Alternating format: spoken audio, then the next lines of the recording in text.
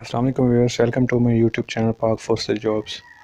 Pakistan air force में जो jobs announce हुई हैं उसमें परमानेंट कमीशन और शार्ट सर्विस कमीशन की डिफरेंट कैटेगरी हैं। इस वीडियो में आपको डिटेल में बताऊंगा कि परमानेंट कमीशन की सैलरी और प्रमोशन में क्या डिफरेंस है, इन दोनों की सर्विस लिमिट कितनी होती है, पेंशन मिलती है नहीं मिलती, और आपने परमानेंट कमीशन किस तरह हासिल करना है। अगर आप शार्ट सर्विस कमीशन में सेलेक्ट हो जाते हैं तो परमानेंट कमीशन कैसे आपने हासिल करना है, ये डिटेल भी मैं इस वीडियो में आपके साथ शेयर करूंगा।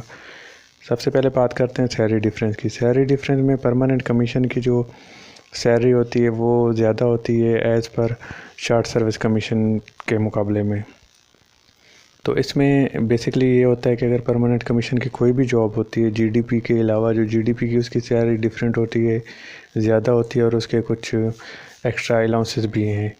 तो जो इनिशियल स्टार्टिंग में आ जाती है परमानेंट कमीशन की वो 85,000 90,000 के राउंड अबाउट स्टार्ट होती है, जबकि शार्ट सर्विस कमीशन की जो है वो आप अंदाज़ा लगा लें कि 70,000 भी है कुछ जो ब्रांचेज़ हैं, और कुछ की 75,000, ये स्टार्टिंग के बता रहा हूँ।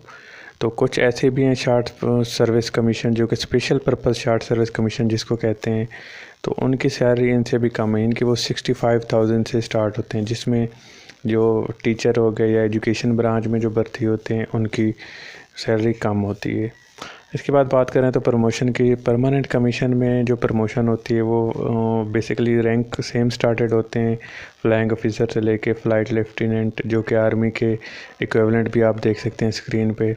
इसी तरह परमानेंट कमीशन वाले जो हैं वो एयर चीफ मार्शल, जो कि ACM इनका रैंक है, जो कि जनरल जो आर्मी का होता है उसके बराबर होता है, और यही परमानेंट कमीशन वाले ही प्रमोट हो के जो एयर चीफ होते हैं इनके वहाँ तक पहुँचते हैं। जबकि शार्ट सर्विस कमीशन वाले फ्लाइंग ऑफिसर से स्टार्ट होके विंग कमांडर यानी कि आर्मी के लेफ्टिनेंट कर्नल के बराबर तक जाते हैं और रिटायर हो जाते हैं।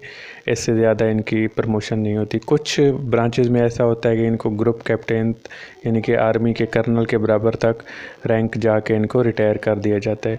कुछ एजाज़ी तौर पर ब्रिगेडियर यानी कि एयर कमोडोर लेवल तक रिटायर हो जाते हैं, वरना इससे ज़्यादा इनकी प्रमोशन नहीं होती।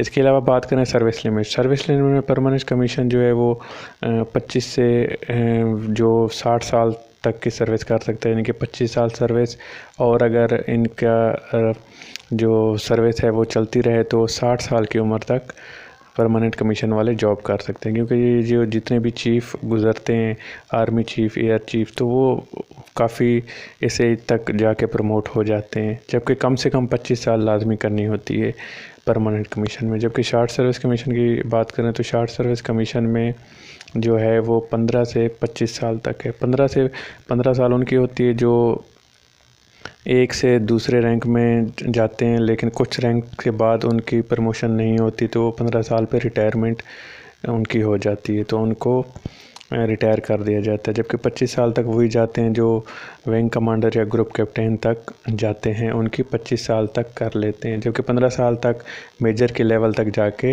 रिटायर हो जाते हैं। पेंशन की बात करें तो परमानेंट कमीशन में पेंशन 100% आपको मिलनी होती है, और बहुत ज़्यादा जो इनका लमसम पेमेंट होती है वो भी ज़्यादा होती है। जबकि शार्ट सर्विस कमीशन में भी पेंशन आपको मिलती है। अगर आपने 10 साल से ज़्यादा सर्विस की हुई है तो आपको पेंशन हर सूरत मिलेगी, लेकिन 10 साल तक पहुंचने के लिए आपको 2 फेज़ से गुज़रना होगा, जिसके लिए आपको जो है अपनी असेसमेंट अच्छी देनी होगी।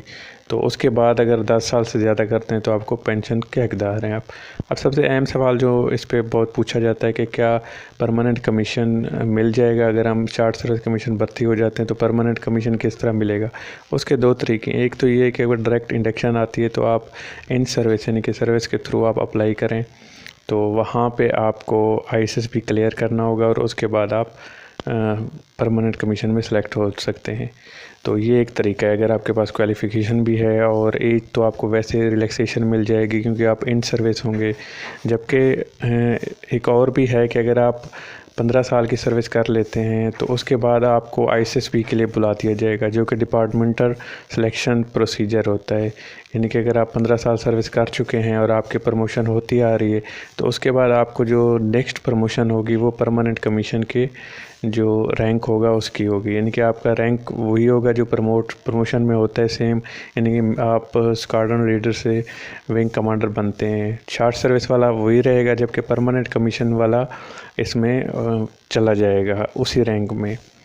تو اس طرح کی ان کے پروموشن کی پالیسی ہوتی ہے، لیکن آپ کو تب بھی ISSB کلیئر کرنا ہوگا، اس کے بعد ہی آپ کو پرماننٹ کمیشن دیں گے۔ تو ISSB کا سیم پروسیجر ہوتا ہے جیسے نیو کینڈیڈیٹ کے لیے ہوتا ہے۔